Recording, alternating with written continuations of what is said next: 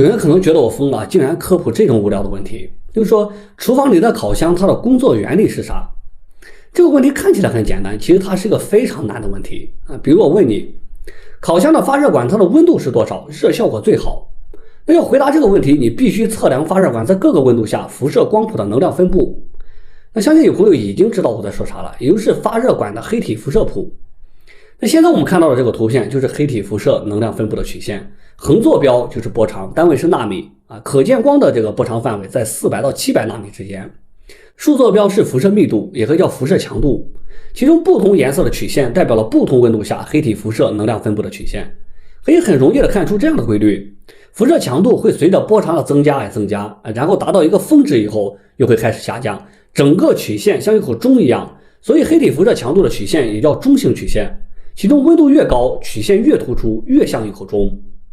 还可以看出，温度越高，辐射强度的峰值会朝短波的方向移动的，黑体发出的光会逐渐从暗红色到橙黄色再到蓝白色发生变化。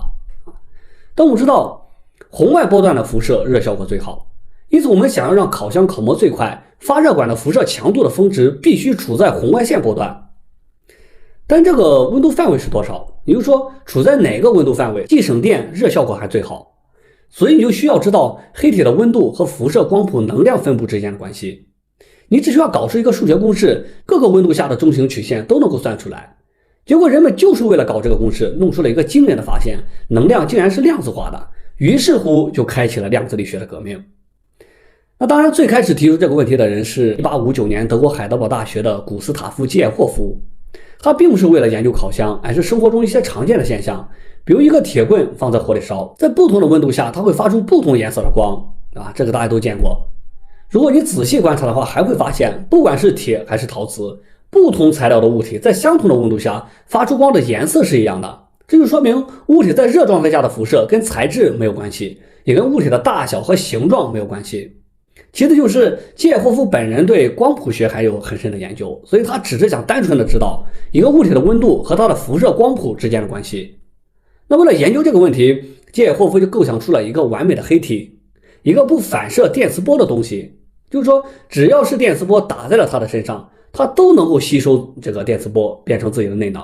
也就是说这个物体它释放出来的电磁波都是它自己辐射出来的，这样就可以排除反射电磁波的干扰，来研究温度和黑体自身辐射之间的关系啊。那为了实现完美吸收电磁波，基尔霍夫就构想出了一个表面开有小孔的空心球，这个空心球的外表是绝热层，可以防止它和外界之间发生热传递，这个里面涂有这个吸收电磁波的材料，而且非常的粗糙，当一束光从这个空心球的小孔射入以后，就会在球体内经过多次的反射啊，然后被完全的吸收，所以这个空心球的内部就变成了一个完美的黑体。如果我们现在利用电加热给这个空心球的内部提供热量的话，那么从这个小孔跑出来的电磁辐射就是完美的黑体辐射。所以基尔霍夫提出的这个问题就叫黑体辐射问题，也叫空腔辐射问题。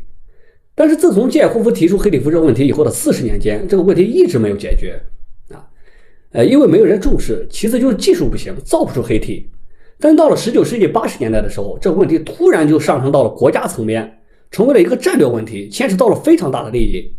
因为当时电气化时代最具代表性的就是白炽灯出现，那白炽灯跟我最开始说的烤箱是一样的，他们都面临了同一类问题啊，就是说你白炽灯灯丝的温度是多少啊，发光效果最好，热损失最小，这个刚好跟烤箱是反过来的，所以灯丝的辐射峰值必须处在可见光波段。不过当时没有人知道这个问题，所以生产出来的灯泡它没有一个统一的标准，你想造多少瓦就造多少瓦。因此德国在1887年的时候去建立了帝国理工学院，投资人是著名的冯西门子，当时购买了全世界最好的实验设备，聘请了全国最优秀的科学家来解决黑体辐射问题。不过当时可供物理学家使用的理论就是经典电磁学和经典热力学，结果就发现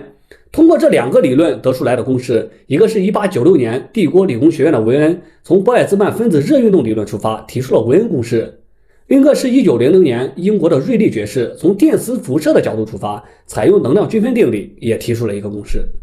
这两个公式都不能很好的符合黑体辐射的能量分布曲线。韦恩公式在短波波长符合的很好，但在长波范围总是比实验得出来的数据要高。那瑞列的公式正好相反啊，在长波波段符合的很好，但是随着波长的减小，它的辐射会趋于无穷大。这就是当时笼罩在经典物理学上空的一朵乌云啊，黑体辐射问题。最后是在1900年10月19号，普朗克就给出了一个正确的公式。11月14号这个日子特别的重要，它被称为是量子论的诞生日。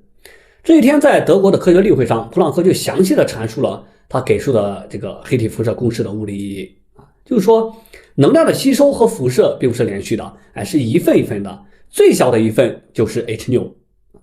正因为黑体辐射的问题，普朗克就一脚踹开了量子力学的大门。